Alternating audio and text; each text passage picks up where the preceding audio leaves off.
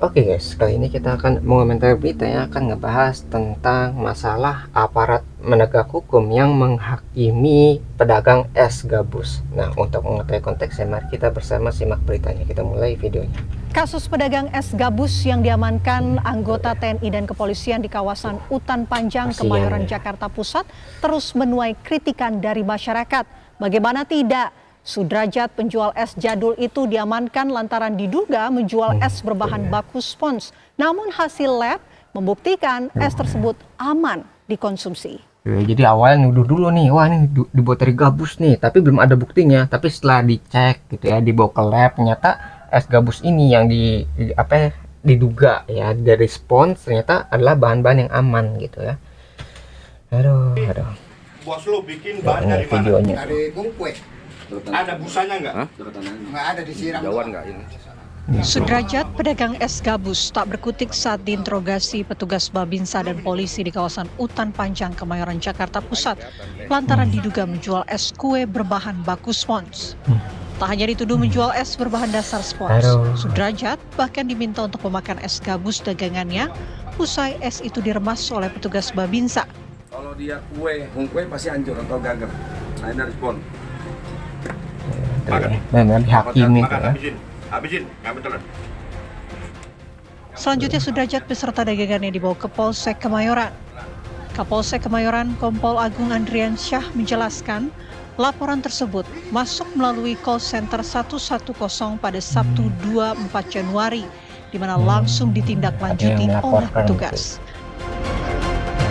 Ya mungkin nggak masalah kalau misalnya kalian ingin melaporkan, tapi kan harus dibuktikan dulu, diinvestigasi dulu ini bener nggak bahannya dari spon atau emang bahannya sudah aman gitu kan, baru jadi kalau misalnya oh ini dari spon nih gitu baru ditangkap gitu. Jangan sampai ada penghakiman sebelum ada bukti yang jelas gitu ya, yang konkret bener-bener wah ini berbahaya atau tidak gitu. Jadi nggak ada keambiguan ya, itu dalam masalah penegakan hukum. Kalau bener aman, nah udah kejadian seperti ini kan kasihan, kayak diintimidasi, disorot ya, di media sosial itu udah tersebar gitu ya, bener-bener ditindas gitu ya kalau kita lihat aparat penegak hukumnya gitu. Jadi tanpa ada investigasi langsung menghakimi bahwa ini berbahaya nih gitu, padahal belum ada buktinya.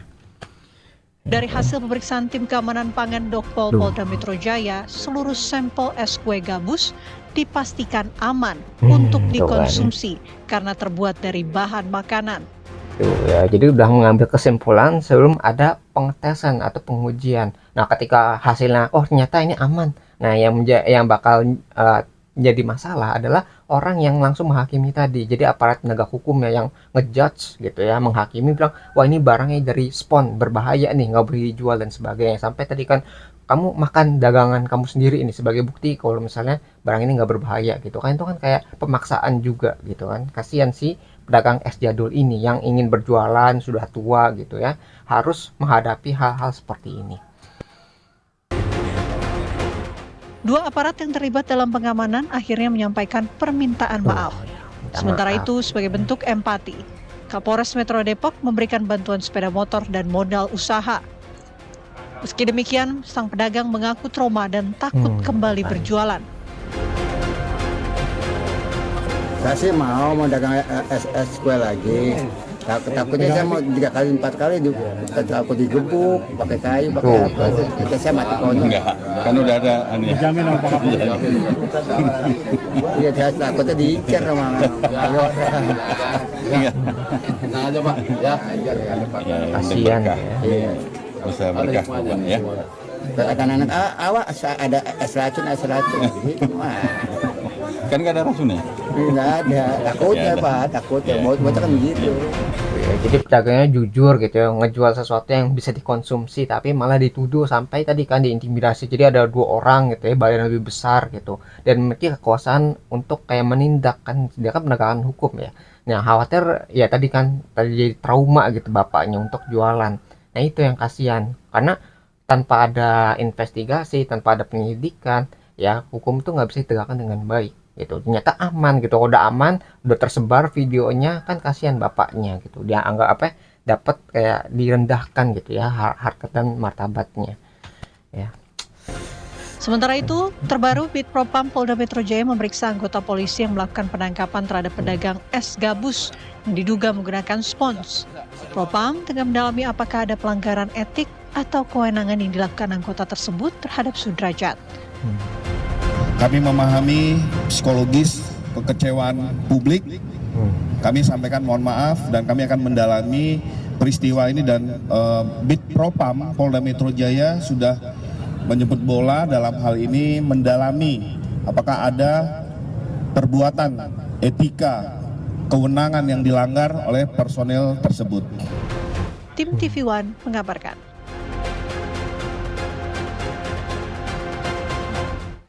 Kita akan langsung membahasnya pemirsa bersama dengan sosiolog dari Universitas Paramadina, Mas Septa Dinata. Selamat malam, Mas Septa.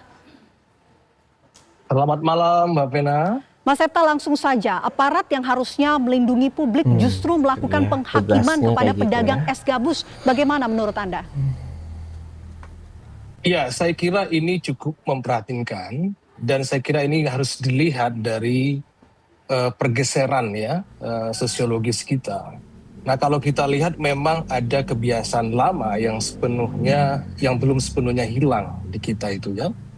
Nah, yaitu model kekuasaan yang patrimonial. Kekuasaan yang patrimonial ini adalah kekuasaan yang dilihat secara pribadi, seolah itu adalah milik pribadi. Dan ini model kekuasaan lama sebetulnya. Dan kita cukup lama berada di dalam atmosfer itu selama Orde Baru.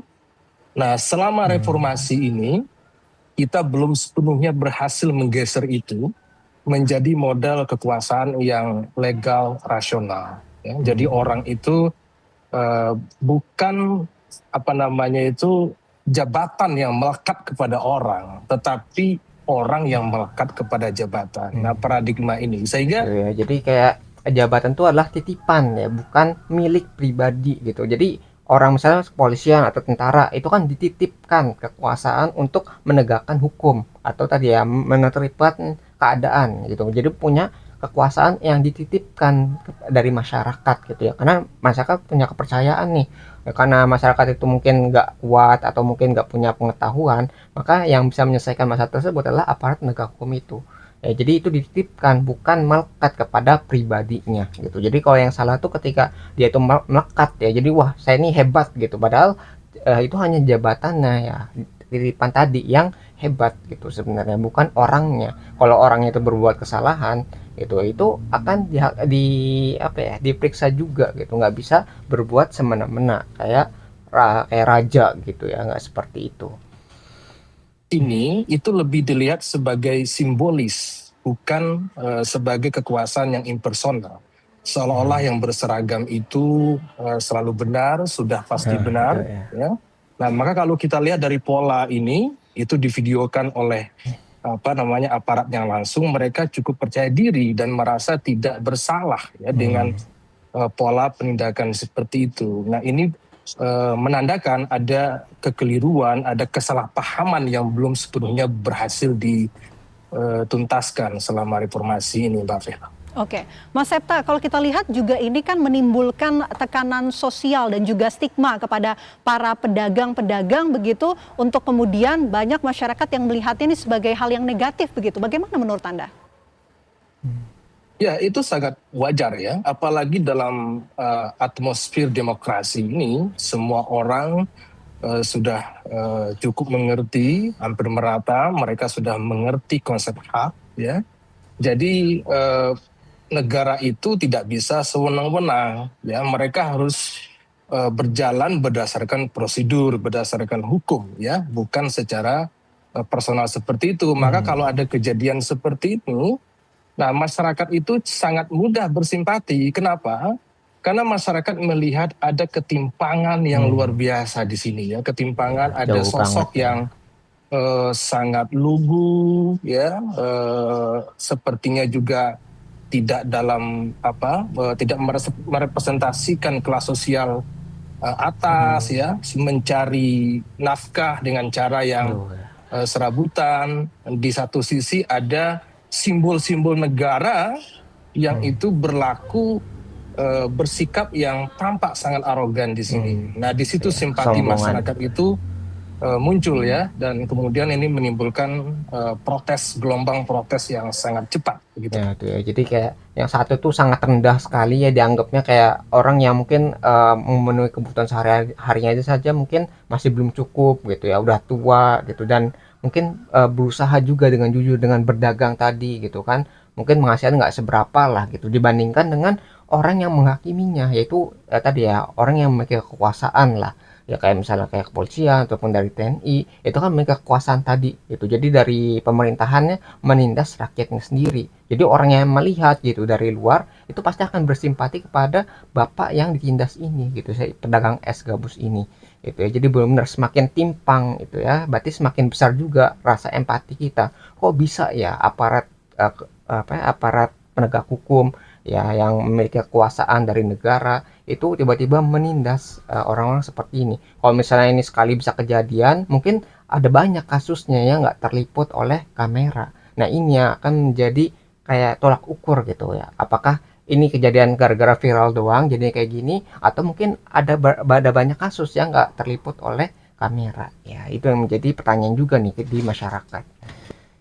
Implikasinya apa terhadap tindakan aparat yang begitu cepat tanpa memverifikasi bagaimana sebetulnya fakta di lapangan dan jawaban sesungguhnya begitu? Ya, saya kira ini implikasi pertama tentu sikap masyarakat terhadap negara. Ya. Walaupun ini bisa dilokalisir bahwa ini sebagai oknum begitu ya, tetapi sebetulnya ini orang kemudian melihat ini sebetulnya tidak bisa dilihat hanya sebatas oknum. Mungkin secara legalnya ya dia oknum, tetapi secara sosiologis ini bisa dilihat sebagai simptom. Simptom itu dalam pengertian tanda-tanda ada yang tidak beres, ya, masih ada yang tidak beres dalam bagaimana aparat dibekali, bagaimana mereka disiapkan. Nah, saya kira patrimonialisme itu masih sangat kental, terutama di dalam institusi lembaga-lembaga negara kita sendiri.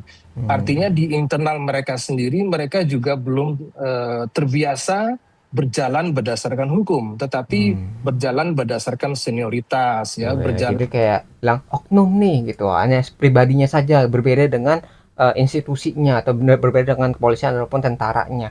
Nah ini yang akan menjadi masalah di masyarakat. Kadang masyarakat itu mengeneralisir atau kayak mengumumkan kalau satu orang berbuat jahat, nanti berarti satu organisasi dianggap jahat semua gitu. Itu juga ada, jadi kayak stigma negatif masyarakat tuh bisa mengeneralisir gitu ya kejadian seperti ini. Jadi orang yang baik di sana dianggap jahat juga gitu. Jadi gara-gara kejadian ini tuh bisa merusak nama kepolisian ataupun dari TNI-nya. Jadi kalau kita misalkan ya kayak TNI ataupun kepolisian itu warnanya putih gitu, ada titik hitam. Nah, titik hitam ini akan menjadi perhatian di masyarakat, dan inilah yang menjadi tolak ukur gitu. Padahal tidak bisa kita samakan. Jadi satu orang ini mewakili keseluruhan dari organisasi tersebut atau institusi tersebut. Ya itu yang menjadi anggapan masyarakat ya. Jadi jangan sampai orang yang harusnya dipercaya, orang yang harusnya mengayomi masyarakat, tapi malah menindas masyarakat yang harusnya dilindungi. Itu yang harus dari perhatian gitu. Dan juga masyarakat juga bertanya gitu kan, kalau oknum kan 1-2 orang gitu ya, mungkin sedikit gitu, tapi kok terkadang sering melihat ada orang yang harusnya menegakkan hukum mengayomi masyarakat tapi malah bertindak sebaliknya. Jadi oknumnya banyak nih, nggak cuma 1 orang, mungkin ada puluhan sampai ratusan kasus yang dilihat oleh masyarakat. Ini juga menjadi salah satu stigma negatif gitu yang dilihat dari masyarakat ke penegak hukumnya gitu ya. Berdasarkan siapa yang lebih tinggi. Nah, yang lebih tinggi selalu benar, ya. Yang bawah selalu salah atau harus selalu mengikuti. Nah, ketika kultur itu masih sangat kentara, masih sangat kental, ya, maka itu kemudian juga dibawa keluar institusi. Nah, masyarakat di sini dilihat sangat inferior, ya, sementara aparat itu dilihat sangat superior. Nah, ya, jadi kayak hukum yang tajam ke bawah tapi tumpul ke atas gitu ya. Jadi masyarakat juga mungkin mengkritisi hal seperti ini. Jadi benar-benar masyarakat itu tindas habis-habisan, sedangkan aparat kepolisian mungkin dari tentara ya, oknum-oknum seperti ini itu memanfaatkan jabatannya untuk menindas masyarakat ya. implikasi negatif, dan masyarakat kemudian mencium dengan alam demokrasi yang kita perjuangkan sedemikian rupa, ternyata kita masih menyisakan masalah ini ya, yang dulu sangat kita apa istilahnya itu, sangat kita ingin ini tidak ada lagi dalam sistem birokrasi kita. Gitu. Bukan otoriter lah. Mas Septa, melihat kasus ini, bagaimana kemudian publik seharusnya bersikap begitu? Ya, saya kira publik sudah sangat tepat dalam pengertian menyikapi ini dengan cara seperti itu. Artinya viral sebagai means daripada protes itu digunakan dengan baik oleh masyarakat. Tetapi sekali lagi ini tetap harus diselesaikan dalam koridor sesuai dengan hukum yang berlaku ya. Ya, jadi kayak mungkin pepatahnya itu no viral no justice gitu. Kalau nggak viral nggak ada keadilan di sana. Jadi masyarakat tuh harus bergerak dulu nih, harus benar-benar peduli dulu nih untuk menyelesaikan masalah seperti ini. Kalau misalnya nggak viral, nanti masalahnya dihambat, nggak selesai, ataupun dialihkan ke tempat lain. Jadi benar-benar masyarakat tuh harus peduli juga tentang hal-hal seperti ini. Kalau misalnya nggak peduli, nanti mereka itu ya oknum-oknum tadi itu akan bertindak sesuka mereka gitu ya. Jadi kita juga harus peduli nih sebagai masyarakat umumnya gitu. Karena mungkin aja nih terjadi di satu tempat, tapi di tempat lain juga ada yang nggak terliput sama kamera. Ya. Juga punya kode etiknya, mereka juga punya SOP-nya. Nah, saya kira itu perlu disuarakan bagaimana lembaga masing-masing, institusi masing-masing dapat menindak ini ya, dapat melihat ini sebagai sebagai simptom ya, bahwa ada yang tidak beres dan ini perlu ada pembekalan ulang ya, bagaimana mereka berhadapan dengan masyarakat. Nah, ke depan tentu mereka bisa lebih hati-hati dalam bertindak dan kemudian sangat sadar ya bahwa masing-masing itu sudah ada otoritasnya. Misalnya soal obat dan makanan itu sudah ada otoritasnya. Nah, ketika mereka melihat kalaupun ada hal-hal yang kemudian dilihat tidak beres, mestinya mereka menyerahkan kepada otoritas yang berwenang. Bukan kemudian seolah-olah itu semuanya bisa ditindak oleh aparat ya, karena mereka adalah aparat kekuasaan yang dibatasi oleh hukum ya, tidak bisa semena-mena walaupun pakai seragam gitu. Ya, jadi kayak setiap organisasi itu memiliki fungsinya. Kalau misalnya di luar dari fungsinya itu harusnya diserahkan kepada yang punya otoritas di sana gitu. Jangan sampai wah ini bukan hak saya nih untuk menilai, tapi tiba-tiba menghakimi hal tersebut gara-gara ya saya memiliki kekuasaan, saya memiliki hak untuk ke sana gitu, padahal tidak sama sekali. Jadi itu yang misalnya kalau kepolisian menangani kejahatan, ya mungkin pelaporannya ke kepolisian, tapi kepolisian harus mengecek dulu ini benar nggak kejahatan seperti ini tuh masuk dalam ranah mereka. Kalau misalnya dalam masalah makanan, berarti polisi harus ngecek dulu ke misalnya ke lab gitu ya. Nah, kalau misalnya keluarnya aman, berarti ya nggak masalah. Kalau misalnya berbahaya, baru polisian yang bisa menangkap pelakunya gitu kan. Ya gitu, jadi polisian harus merespon sesuai dengan tugasnya. Kalau di luar tugasnya maka diserahkan dulu, diinvestigasi dulu, baru kalau misalnya udah keluar nih buktinya bisa ditangkap atau tidak, baru itu keluar dari tes yang telah dilakukan. Ya, jadi nggak bisa langsung menangkap orang. Kalau misalnya langsung nahan gitu kan kita kayak nggak punya hak untuk mempertahankan diri kita. Ya, kalau misalnya kita tiba-tiba dituduh langsung ditangkap, langsung masuk ke polisian, lalu hak kebebasan kita gimana gitu, hak untuk membela kita di mana ya sebagai warga negara yang memiliki kebebasan ya. Oke, bagaimana kemudian kita sebagai masyarakat bisa juga mengingatkan begitu kepada aparat untuk tabayun dalam bersikap, Mas Septa? Ya, artinya ini hikmahnya adalah ini menjadi pembelajaran bagi semuanya.